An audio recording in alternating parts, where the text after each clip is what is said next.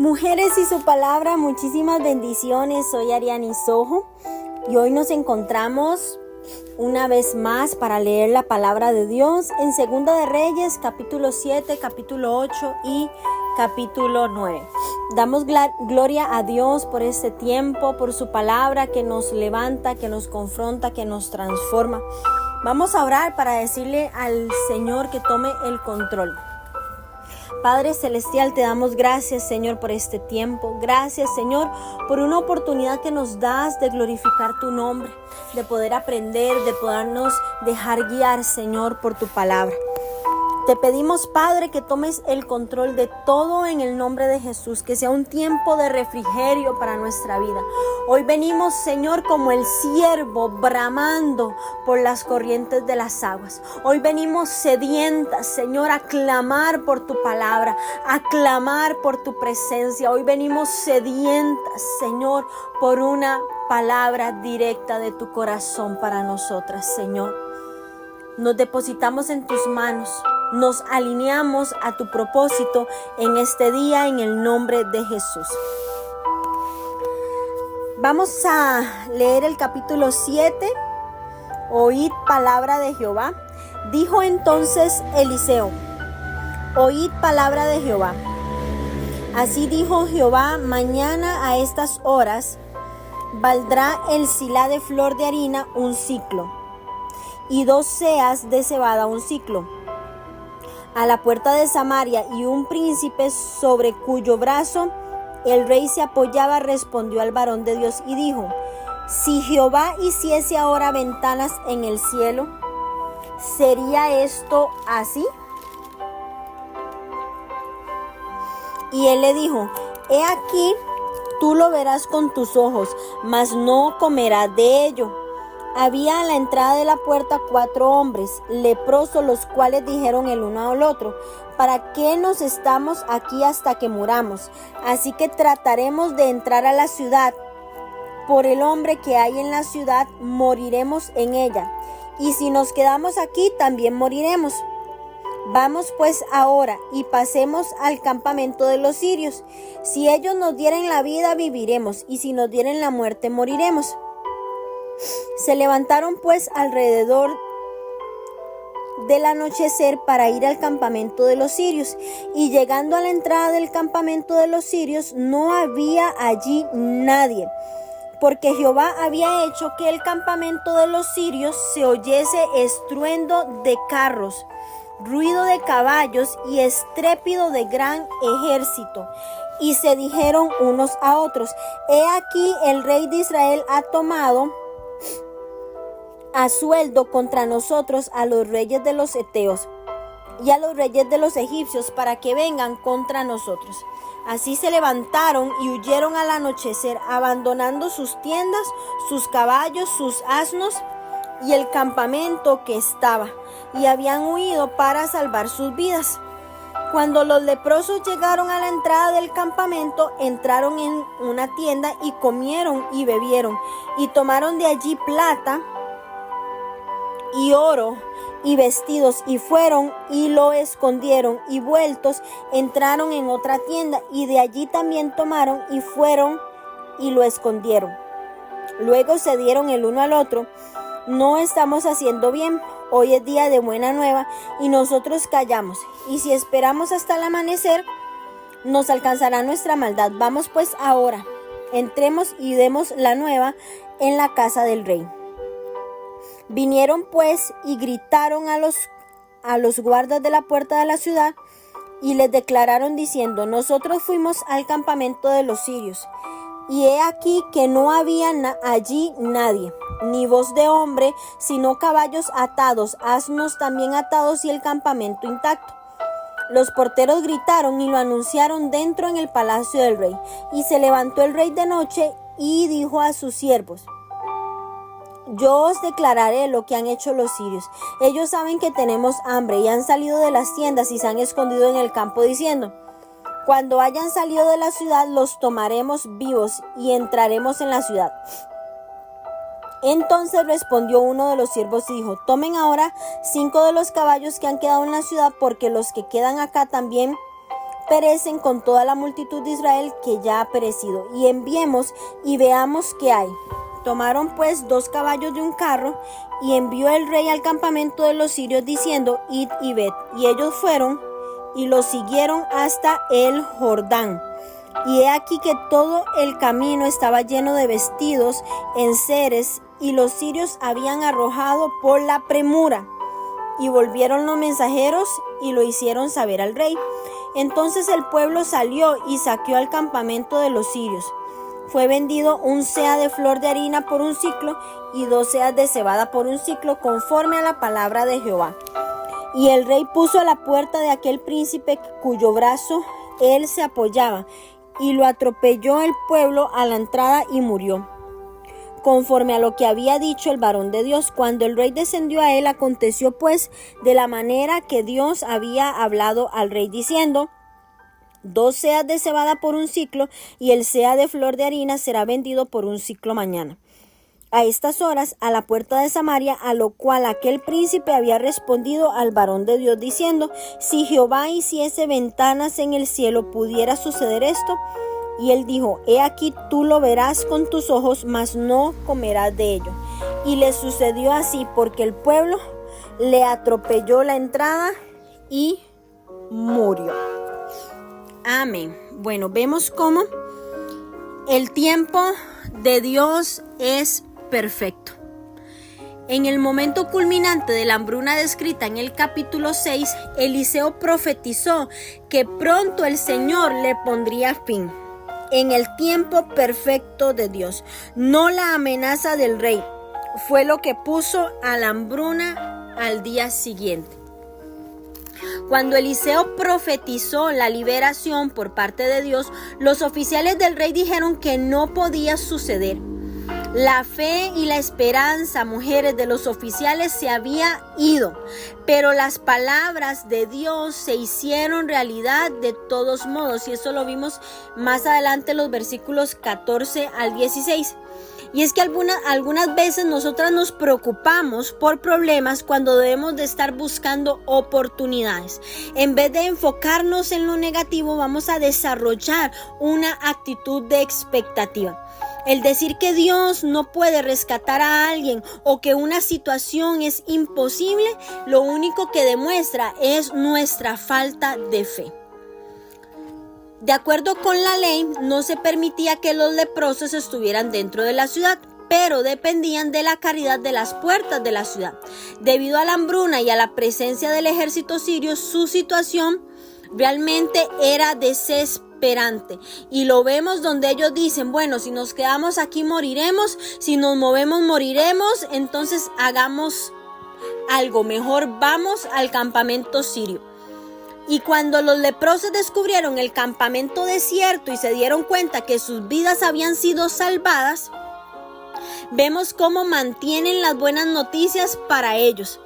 Se olvidaron de los demás, se olvidaron que habían otros muriéndose de hambre, al igual que ellos en la ciudad.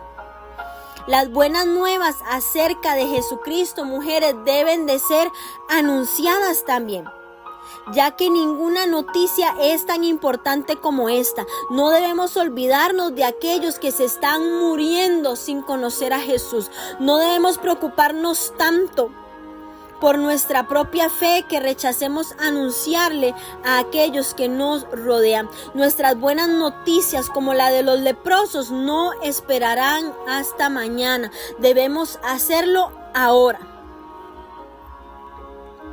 Vemos cómo lo que sucedió al asistente de Joram constituye un dramático ejemplo de la actitud de Dios hacia la incredulidad. En Dios, no los indignos ídolos, es el que provee nuestro sustento diario. Y a pesar de que nuestra fe puede estar débil o puede ser muy pequeña, hasta insignificante, debemos rechazar el escepticismo en nuestra vida. Debemos rechazar la incredulidad de que Dios va a proveer para nosotros. cuando nuestros recursos se estén acabando, cuando nuestras dudas estén creciendo, se estén incrementando, recordemos que Dios puede abrir las ventanas de los cielos. Hoy tal vez nosotras no tenemos una hambruna natural. Tal vez en este momento tenemos una hambre de palabra de Dios, una hambre de espíritu, de valor, de esperanza, de amistad, de paciencia, de justicia. La hambruna puede tocar cualquier área de nuestra vida y no existe una solución en la política. No existe una solución natural. Necesitamos a Dios. Necesitamos a Jehová, necesitamos su ayuda en el momento divino y de la forma apropiada que Él lo puede hacer. Y es que dentro de la providencia de Dios, su palabra de esperanza quiebra toda desesperación, quiebra el hambre de las que dudan. Los que esperan en el Señor verán que Dios gobierna, que Dios resuelve situaciones imposibles, mujeres. ¿Qué debemos hacer? Debemos esperar, debemos escuchar y debemos de creer las promesas de Dios que pueden ser cumplidas aún a través de unos leprosos miserables. Hay que confiar porque nuestro Dios presta atención a los pobres, utiliza a los despreciables para atraer una renovación de un porvenir que está fuera del alcance tal vez de un gobernante. Debemos de creer que la ayuda vendrá de fuentes insospechables para nosotras. Vendrá el recurso, vendrá la ayuda, vendrá realmente la provisión de Dios. Vamos ahora a leer el capítulo 8, que tiene como título Los bienes de la Sunamita devueltos. Habló Eliseo a aquella mujer a cuyo hijo le había hecho vivir, diciendo: levántate, vete tú y toda tu casa a vivir donde puedas, porque Jehová ha llamado al hambre, al cual vendrá sobre la tierra por 7 años. Entonces la mujer se levantó e hizo como el varón de Dios le dijo, y se fue ella con su familia y vivió en tierra de los filisteos 7 años. Y cuando habían pasado los 7 años, la mujer volvió de la tierra de los filisteos. Después salió para implorar al rey por su casa y por sus tierras. Y había el rey hablado con Giezi, criado del varón de Dios, diciéndole: te ruego que me cuentes todas las maravillas que ha hecho Eliseo. Y mientras él estaba contando al rey cómo había hecho vivir a un muerto, he aquí que la mujer a cuyo hijo él había hecho vivir vino para implorar al rey por su casa y por sus tierras. Entonces dijo Giezi: rey, señor mío, esta es la mujer y este es su hijo, el cual Eliseo hizo vivir. Y preguntando el rey a la mujer, ella le contó. Entonces el rey ordenó a un oficial, al cual dijo: hazle devolver todas las cosas que eran suyas, todos los frutos de sus tierras, desde el día que dejó el país hasta ahora. Hazael reina en Siria. Eliseo se fue luego a Damasco, y Ben-Hadad, rey de Siria, estaba enfermo, el cual dieron aviso diciendo: el varón de Dios ha venido aquí. Y el rey dijo a Hazael: toma en tu mano un presente y ve a recibir al varón de Dios, y consulta por él a Jehová diciendo: ¿sanaré de esta enfermedad? Tomó pues Hazael en su mano un presente de entre los bienes de Damasco, 40 camellos cargados, y fue a su encuentro, y llegando se puso delante de él y dijo: tu hijo Ben-Hadad, rey de Siria, me ha enviado a ti diciendo: sanaré de esta enfermedad. Y Eliseo le dijo: ve, dile, seguramente sanarás. Sin embargo, Jehová me ha mostrado que él morirá ciertamente. Y el varón de Dios le miró fijamente y estuvo así hasta hacerlo ruborizarse. Luego lloró el varón de Dios. Entonces le dijo a Hazael: ¿por qué llora mi señor? Y él le respondió: porque sé el mal que harás a los hijos de Israel, a sus fortalezas. Pegarás fuego a sus jóvenes, matarás a espada y estrellarás a sus hijos, y abrirás el vientre de sus mujeres que están encintas. Y Hazael dijo: pues, ¿qué es tu siervo este perro para que se haga tan grandes cosas? Y respondió Eliseo: Jehová me ha mostrado que tú serás rey de Siria. Y Hazael se fue y vino a su señor, el cual dijo: ¿Qué te ha dicho Eliseo? Y él le respondió: me dijo que seguramente sanarás. El día siguiente tomó un paño y lo metió en agua y lo puso sobre el rostro de Ben-Hadad y murió. Y reinó Hazael en su lugar. Reinado de Joram de Judá. Versículo 16. En el 5.º año de Joram, hijo de Acab, rey de Israel, y siendo Josafat, rey de Judá, comenzó a reinar Joram, hijo de Josafat, rey de Judá. De 32 años era cuando comenzó a reinar, y 8 años reinó en Jerusalén. Y anduvo en el camino de los reyes de Israel, como lo hizo la casa de Acab, porque una hija de Acab fue su mujer, e hizo lo malo ante los ojos de Jehová. Como con todo eso, Jehová no quiso destruir a Judá por amor a David su siervo, porque había prometido darle lámpara a él y a sus hijos perpetuamente. En el tiempo de él se rebeló Edom contra el dominio de Judá, y pusieron rey sobre ellos. Joram, por tanto, pasó a Zair y todos sus carros con él, y levantándose de noche atacó a los de Edom, los cuales le habían sitiado, y a los capitanes de los carros. El pueblo huyó a sus tiendas. No obstante, Edom se libertó del dominio de Judá hasta hoy. También se rebeló Libna en el mismo tiempo. Los demás hechos de Joram y todo lo que hizo, ¿no están escritos en el libro de las crónicas de los reyes de Judá? Y durmió Joram con todos sus padres y fue sepultado con ellos en la ciudad de David, y reinó en un lugar suyo Ocosías su hijo. Versículo 25. Reinado de Ocosías de Judá. En el año 12 de Joram, hijo de Acab, rey de Israel, comenzó a reinar Ocosías, hijo de Joram, rey de Judá. De 22 años era Ocosías cuando comenzó a reinar, y reinó 1 año en Jerusalén. El nombre de su madre fue Atalía, hija de Onri, rey de Israel. Anduvo en el camino de la casa de Acab, e hizo lo malo ante los ojos de Jehová, como la casa de Acab, porque era yerno de la casa de Acab. Fue a la guerra con Joram, hijo de Acab, a Ramot de Galaad, cuando Hazael, rey de Siria, y los sirios hirieron a Joram. Y el rey de Joram se volvió a Jezreel para curarse de las heridas que los sirios le hicieron frente a Ramot, cuando peleó contra Hazael, rey de Siria, y descendió Ocosías, hijo de Joram, rey de Judá, a visitar a Joram, hijo de Acab, en Jezreel, porque estaba enfermo.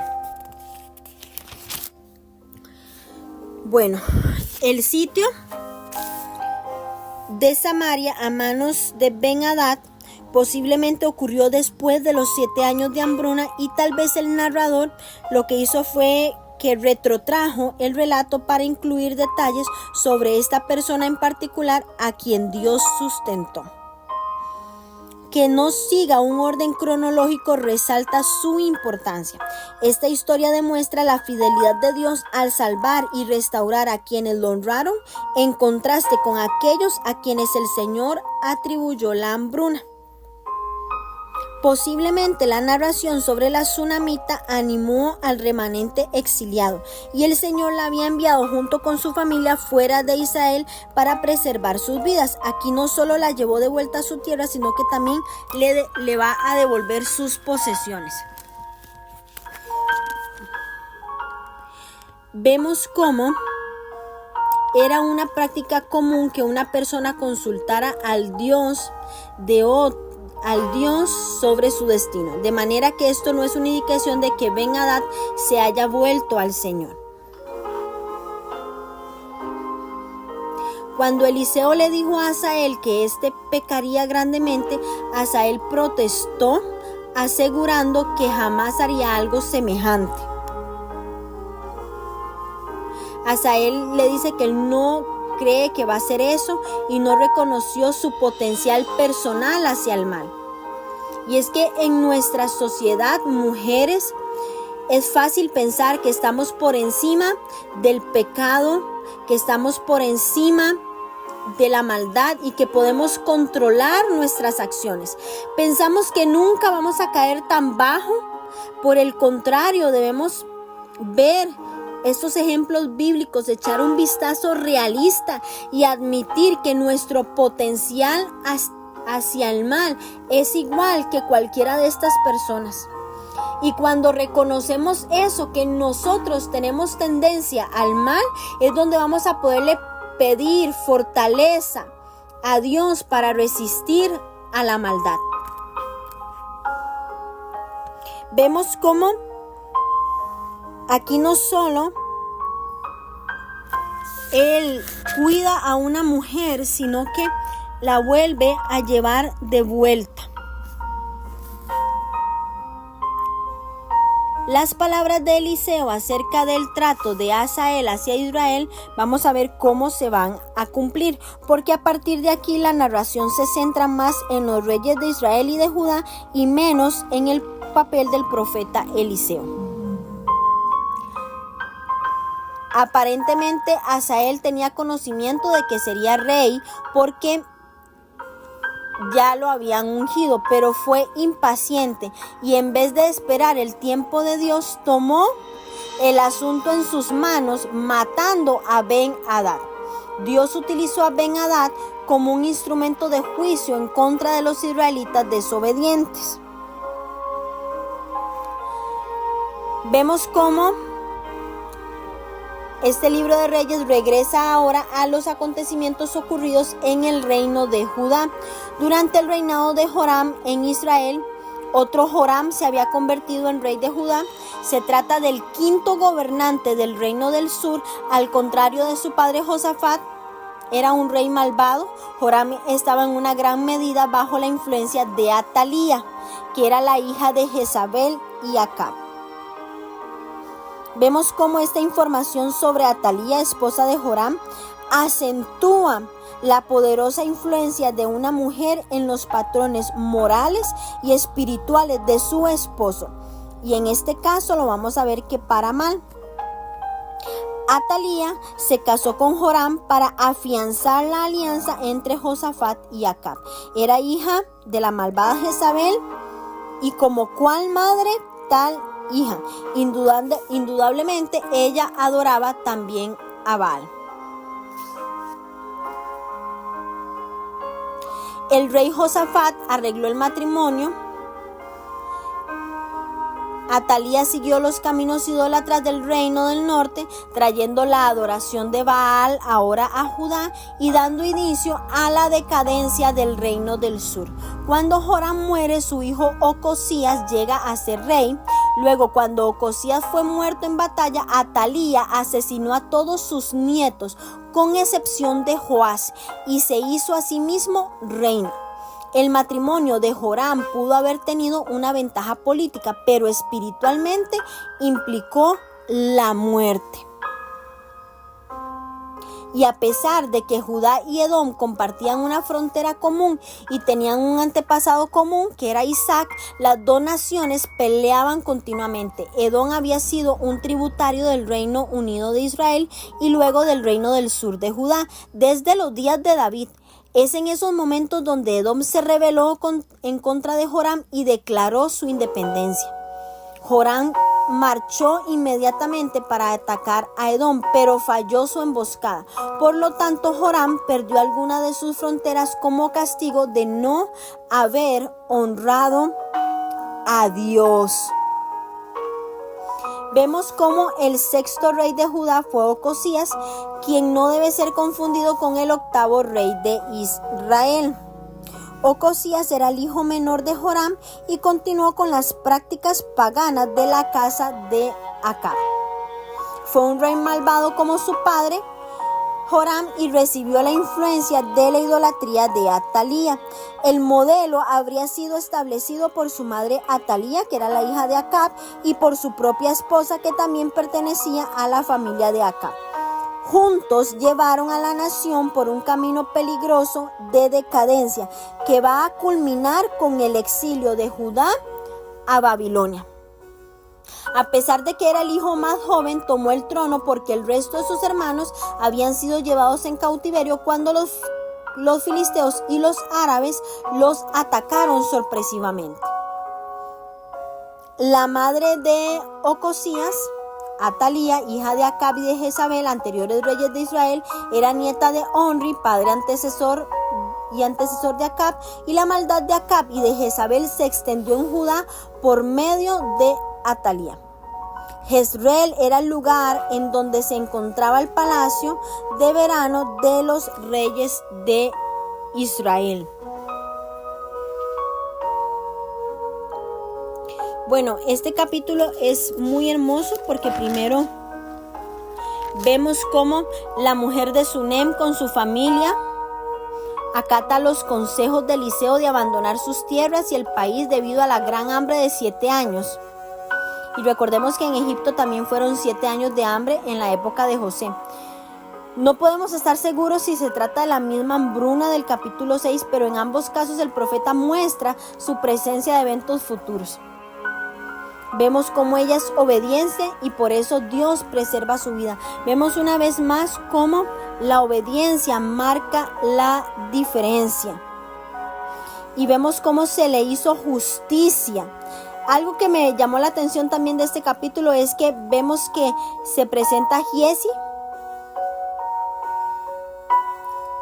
que estaba ahí, que ya habíamos visto cómo había sido maldecido por Eliseo, pero en este caso lo vemos presente con el rey, lo que sugiere que el incidente ocurrió antes de ser leproso, o que no fue un tipo de lepra muy seria, o que ya se había arrepentido y fue sanado de ella, o que el rey estuvo dispuesto a arriesgarse a una conversación con el leproso, lo que también nos sugiere el capítulo anterior. Pero aquí vemos cómo se hizo justicia económica para la señora necesitada, es decir, sucedió lo contrario a lo que hacían Acab y Jezabel, que quitaban terrenos a su antojo, como en el caso de Nabot de Jezreel. Es algo que me llama muchísimo la atención de este capítulo. Vamos ahora a leer el último capítulo de hoy, que es el capítulo 9, que tiene como título Jehú es ungido rey de Israel. Entonces el profeta Eliseo llamó a uno de los hijos de los profetas y le dijo: ciñe tus lomos y toma esta redoma de aceite en tu mano y ve a Ramot de Galaad. Cuando llegues allá verás allí a Jehú, hijo de Josafat, hijo de Nimsi, y entrando haz que se levante de entre sus hermanos y llévalo a la cámara. Toma luego la redoma de aceite y derrámala sobre su cabeza y di: así dijo Jehová, yo te he ungido por rey de Israel. Y abrieron la puerta y echa a huir y no esperes. Fue pues el joven el profeta a Ramot de Galaad. Cuando él entró, he aquí los príncipes del ejército que estaban sentados, y él dijo: príncipe, una palabra tengo que decirte. Jehú dijo: ¿a cuál de todos nosotros? Y él dijo: a ti, príncipe. Y él se levantó y entró en casa, y el otro derramó el aceite sobre su cabeza y le dijo: así dijo Jehová, Dios de Israel, yo te he ungido por rey sobre Israel, pueblo de Jehová. Herirás la casa de Acab tu señor, para que yo vengue la sangre de mis siervos los profetas y la sangre de todos los siervos de Jehová de la mano de Jezabel, y perecerá toda la casa de Acab, y destruiré de Acab todo varón, y así al siervo como al libre en Israel. Y yo pondré la casa de Acab como la casa de Jeroboam, hijo de Nabat, y como la casa de Baasa, hijo de Ahías, y a Jezabel la comerán los perros en el campo de Jezreel, y no habrá quien la sepulte. Enseguida abrió la puerta y echó huir. Después salió Jehú a los siervos de su señor y le dijeron: ¿hay paz? ¿Para qué vino a ti aquel loco? Y él les dijo: vosotros conocéis al hombre y sus palabras. Ellos dijeron: mentira, decláranoslo ahora. Y él le dijo: así me habló diciendo: así ha dicho Jehová, yo te he ungido por rey sobre Israel. Y entonces cada uno tomó apresuradamente su manto y lo puso debajo de Jehú en un trono alto. Y tocaron corneta y dijeron: Jehú es rey. Versículo 14. Jehú mata a Joram. Así conspiró Jehú, hijo de Josafat, hijo de Nimsi, contra Joram. Estaba entonces Joram guardado en Ramot de Galaad con todo Israel por causa de Hazael, rey de Asiria. Por eso se había vuelto el rey Joram a Jezreel para curarse de las heridas de los sirios que le habían hecho, peleando contra Hazael, rey de Siria. Y Jehú dijo: si es vuestra voluntad, ninguno escape de la ciudad para ir a dar las nuevas en Jezreel. Entonces Jehú cabalgó y fue a Jezreel, porque Joram estaba allí enfermo. También estaba Ocosías, rey de Judá, que había descendido a visitar a Joram. Y el atalaya que estaba en la torre de Jezreel vio la tropa de Jehú que venía y dijo: veo una tropa. Y Joram dijo: ordena a un jinete que vaya a reconocerlos. Y les dijo: hay paz. Fue pues el jinete a reconocerlo y dijo: el rey dice así: hay paz. Y Jehú le dijo: ¿qué tienes tú que ver con la paz? Vuélvete conmigo. Y el atalaya dio luego aviso diciendo: el mensajero llegó hasta ellos y no vuelve. Entonces envió otro jinete, el cual, llegando a ellos, dijo: el rey dice así: hay paz. Y Jehú respondió: ¿qué tienes tú que ver con la paz? Vuélvete conmigo. El atalaya volvió a decir también: este llegó a ellos y no vuelve. Y el marchar del que viene es como el marchar de Jehú, hijo de Nimsi, porque viene impetuosamente. Entonces Joram dijo: unce el carro. Y cuando estaba uncido su carro, salieron Joram, rey de Israel, y Ocosías, rey de Judá, cada uno en su carro, y salieron a encontrar a Jehú, el cual hallaron en la heredad de Nabot de Jezreel. Cuando vio Joram a Jehú, dijo: ¿hay paz, Jehú? Y respondió: ¿qué paz con los fornicarios de Jezabel, tu madre, y sus muchas hechicerías?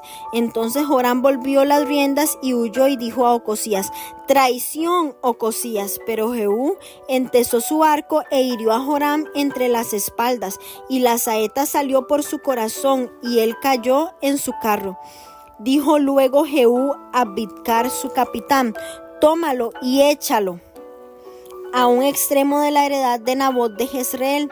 Acuérdate que cuando tú y yo íbamos juntos con la gente de Acab su padre, Jehová pronunció esta sentencia sobre él, diciendo: que yo he visto ayer la sangre de Nabot y la sangre de sus hijos, dijo Jehová, y te haré la paga en esta heredad. Dijo Jehová: tómalo pues ahora y échalo en la heredad de Nabot, conforme a la palabra de Jehová. Versículo 27. Jehú mata a Ocosías. Viendo esto, Ocosías, rey de Judá, huyó por el camino de la casa del huerto, y siguió Jehú diciendo: herid también a este en el carro. Y le hirieron a la subida de Gur, junto a Ibleam. Y Ocosías huyó a Megiddo, pero murió allí. Y sus siervos le llevaron en un carro a Jerusalén, y allá le sepultaron con sus padres, en su sepulcro en la ciudad de David. En el 11º año de Joram, hijo de Acab, comenzó a reinar Ocosías sobre Judá. Versículo 30. Muerte de Jezabel. Vino después Jehú a Jezreel, y cuando Jezabel lo oyó, se pintó los ojos con antimonio y atavió su cabeza y se asomó a una ventana. Y cuando entraba Jehú por la puerta, ella dijo: ¿sucedió bien en Sinri, que mató a su señor? Alzando él entonces su rostro hacia la ventana, dijo: ¿quién está conmigo? ¿Quién? Y se inclinaron hacia él 2 o 3 eunucos, y él les dijo: echadla abajo. Y ellos la echaron, y parte de su sangre salpicó en la pared y en los caballos, y él la atropelló. Entró luego, y después que comió y bebió, dijo: id ahora a ver a aquella maldita y sepultadla, pues es hija de rey. Pero cuando fueron para sepultarla, no hallaron de ella más que la calavera y los pies y las palmas de las manos. Y volvieron y se dijeron, y él dijo: esta es la palabra de Dios, la cual él habló por medio de su siervo Elías Tisbita, diciendo: en la heredad de Jezreel comerán los perros la carne de Jezabel, y el cuerpo de Jezabel será como estiércol sobre la faz de la tierra, en la heredad de Jezreel, de manera que nadie pueda decir: esta es Jezabel. Amén. Vemos cómo el Señor había dado una orden y debía cumplirse. Jehú poseía las cualidades básicas para que tuviera gran éxito. Es más, desde la perspectiva humana fue un rey exitoso. Su familia fue la que más gobernó el reino del norte. Dios se valió de él como instrumento para castigar la malvada dinastía de Acab y atacó valientemente la adoración a Baal. Se acercó mucho a ser el tipo de rey que Dios quería, pero imprudentemente fue más allá de los mandamientos de Dios y no pudo seguir siendo obediente. Cuando tenía la victoria al alcance de sus manos, prefirió resignarse a la mediocridad. Jehú fue un hombre que actuó rápidamente, pero sin tener un propósito supremo. Su reino avanzaba, pero su destino no era claro. Eliminó una forma de idolatría, la adoración a Baal, solo para continuar con la otra, la adoración a los becerros de oro que Jeroboam había instalado.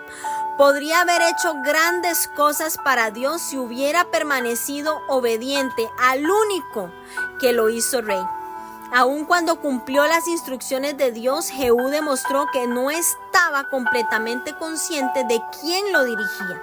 Y así como lo hizo con Jehú, Dios nos ha dado a cada una de nosotras mujeres la fortaleza y las habilidades que solo hallarán su máxima utilidad bajo el control de Dios. Fuera del control de Dios no vas a alcanzar lo que podrías alcanzar. Y si no nos sometemos a Él, nos vamos a convertir en instrumentos del mal. Y una forma de que nos aseguremos de que esto no suceda es que le pidamos a Dios que tome el control de nuestra vida.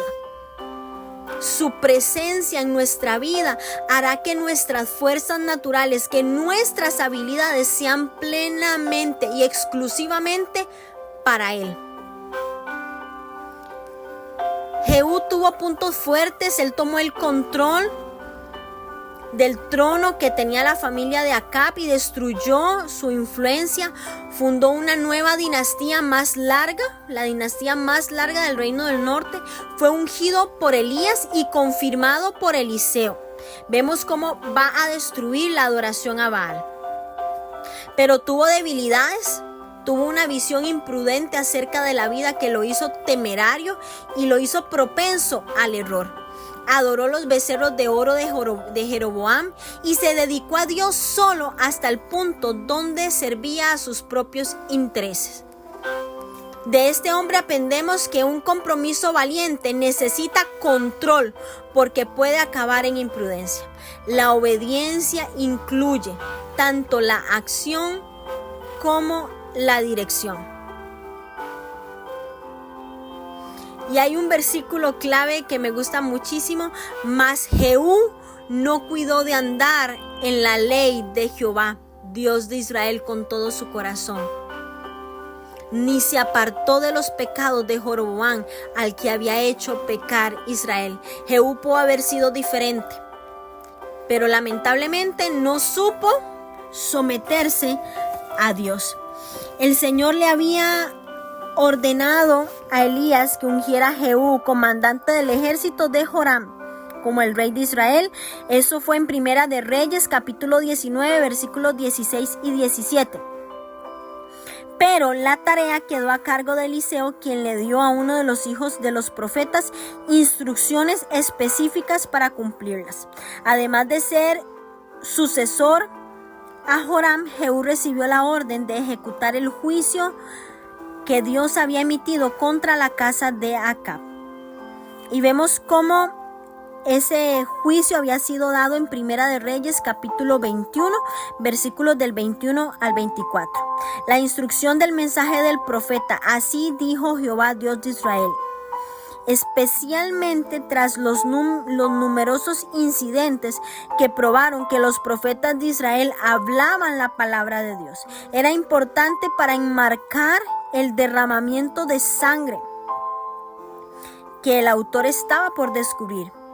Dios mismo eligió a Jehú para reinar sobre su pueblo. Y aquí vemos cómo estaba demostrando su fidelidad constante hacia Israel a pesar de los caminos malvados de sus reyes.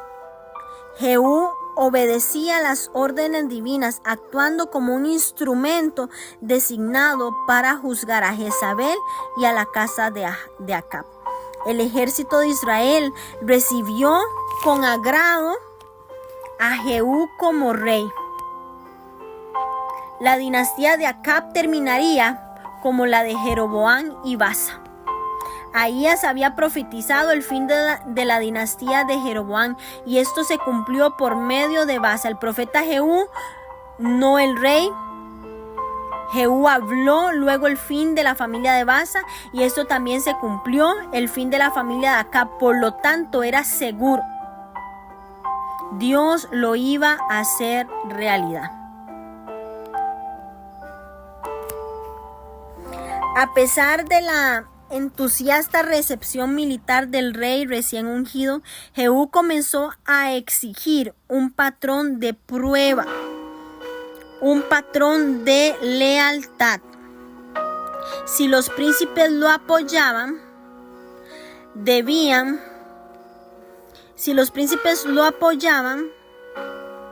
debían impedir que las noticias le llegaran al rey Joram en Jezreel, que era la antigua capital de su padre Acab. Vemos cómo los jinetes se encuentran a Jehú y le preguntaron si venían en son de paz, pero Jehú respondió: ¿qué tienes tú que ver con la paz? Y esta cualidad propiamente entendida viene de Dios, no es genuina a menos que tenga su fundamento en la creencia de Dios y en el amor por él. Jehú sabía que los hombres representaban a un rey desobediente y malvado. Y mujeres, no busquemos paz, no busquemos amistad con aquellas que son enemigas del bien y de la verdad. La paz duradera, esa que sobrepasa todo entendimiento, solo puede llegar cuando se conoce a Dios, que es el único que la puede dar.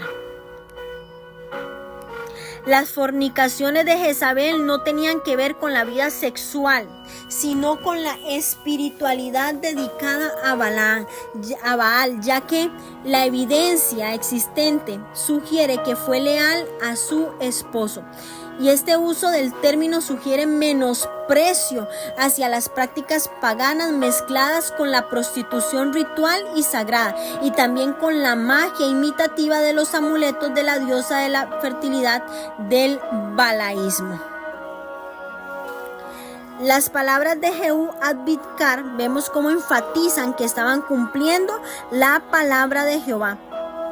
Y al dejar el cuerpo en la heredad de Nabot de Jezreel, tras escuchar el golpe militar, vemos cómo el rey Joram de Israel fue malvado como su padre y como su madre Acab y Jezabel. Por lo tanto, su cuerpo fue lanzado al campo que sus padres obtuvieron ilegalmente. La reina Jezabel arregló el asesinato de Nabot, recuerdan, el dueño anterior, porque no quiso vender la viña que era su heredad.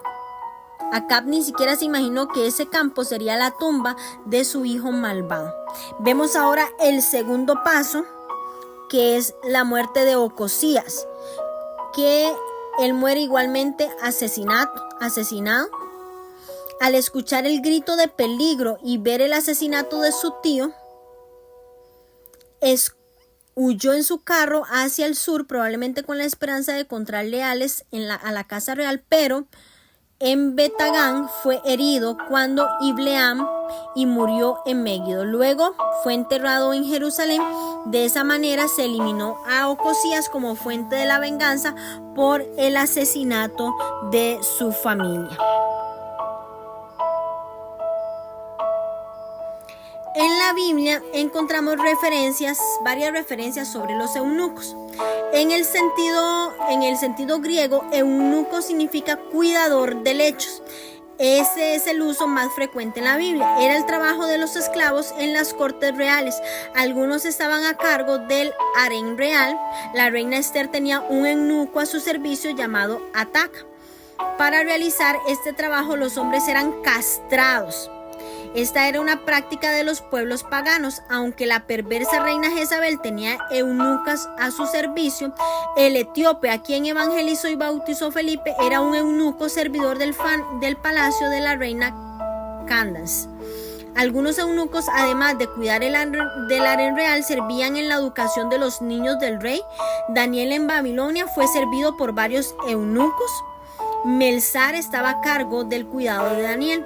Otros eunucos estaban a cargo de las puertas, otros eran mensajeros, otros al servicio exclusivo del rey. En este sentido, el concepto hebreo sari significa militar, comisionado, allegado al rey. Como Potifar, había 7 eunucos al servicio del rey Asuero y otros de Nabucodonosor. Otros eunucos servían como sacerdotes para realizar oficios religiosos, como los sacerdotes de la diosa Diana de Éfeso. Un eunuco es el que intercede por el profeta Jeremías ante el rey Sedequías. Isaías le profetiza al rey Ezequías que servirían como eunucos en Babilonia si no se olvidaban a Dios. También Jesús menciona 3 clases de eunucos: los que eran por nacimiento, por enfermedad o por deformaciones físicas. No podían tener relaciones sexuales. Los hechos por los hombres, estos eran los castrados en las cortes reales de los pueblos paganos. En tercer lugar están los que se hacen eunucos por causa del reino. Son aquellos que renuncian a una vida sexual y matrimonial para dedicarse al servicio de la obra de Dios. No es porque las relaciones sexuales sean consideradas malas, sino porque el soltero no tendrá más preocupación que servir a Dios. La castración era prohibida en Israel y los eunucos eran exclusivos de la congregación. El profeta Isaías proclamó que los eunucos también serán recibidos por Dios. Vemos ahora el tercer paso en la consolidación del poder real en manos de Jehú, y ahora es el asesinato de Jezabel, que era la reina madre de Israel. Cuando le llegó la noticia de la muerte de su hijo y rey, orgullosamente y con frialdad, esta mujer se adornó para su muerte, segura a manos de Jehú. Y es que tras escuchar sobre el golpe militar y sabiendo que ella era el blanco, esta mujer se embelleció para enfrentar a Jehú. Algunos interpretan esto como un intento desesperado de seducirlo, pero más bien la actitud burlona con que ella lo recibió no respalda la idea. Jezabel era una mujer poderosa que probablemente esperaba que las personas se apresuraran a cumplir sus órdenes. Al ver su apariencia real y al escuchar la comparación de Jehú con Zimri, cuya traición para tomar el trono apenas duró una semana, en Primera de Reyes 16, del 9 al 20, los atroces detalles de la muerte de Jezabel cumplieron la palabra de Dios dada por el profeta Elías. Y es que algunos creen que su asociación con la fornicación indicaría que su adorno era para tener un encuentro con Jehú, pero ya eso queda totalmente descartado. Probablemente ella creía que la condición del cuerpo en el momento de morir caracterizaría la naturaleza de su existencia después de la muerte. Sin embargo, con cinismo evidente antes de su muerte, insultó a Jehú y predijo equivocadamente un reino corto para él, pues el reino de 7 días de Zimri fue un fracaso que terminó con un furibundo suicidio. Sus propios ayudantes la tiraron por la ventana a Jezabel, evidentemente de una segunda planta. Al caer, su sangre salpicó la pared y los caballos, los cuales la pisotearon sin preocuparse por su cadáver. Y con evidente vemos el desprecio y la insensibilidad. Jehú comió y bebió tranquilamente, demostrando que había algo de verdad en el insulto de Jezabel acerca de él, y vislumbró un régimen tan cruel como el anterior. Luego, pensando en la descendencia real como princesa de Fenicia, la mandó a enterrar, pero solo encontraron el cráneo, los pies y las palmas de la mano. Y es ahí donde se cumple la profecía pronunciada por el profeta Elías sobre el desenlace final de la enemiga número 1 de Jehová y de sus siervos. La consagración de Jehú como rey de Israel según la palabra profética y la consolidación de su poder.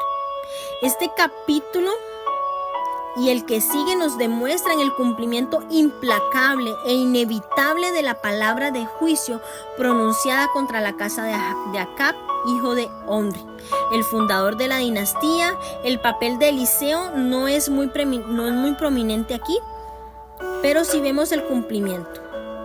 Vemos el plan de Dios cumplirse. Vemos cómo la palabra profética se va a cumplir. Mujeres, lo que ha salido de la boca de Dios, eso se va a cumplir. Se va a cumplir. ¿Por qué? Porque Dios no miente. Dios no miente. Jehú se convirtió en la persona que emitió y cumplió, mientras Bidkar, el encargado del escudo y de las armas, el guerrero, sirvió de segundo testigo en el cumplimiento de la palabra profética. Que Dios tenga misericordia de nosotros. Que Dios realmente tenga compasión de cada una de nosotras. Mujeres, hoy tenemos oportunidad de arrepentirnos, de que el Señor nos lave y nos limpia, de hacer efectiva la sangre de Cristo en nuestra vida. Tenemos muchas cosas que cambiar.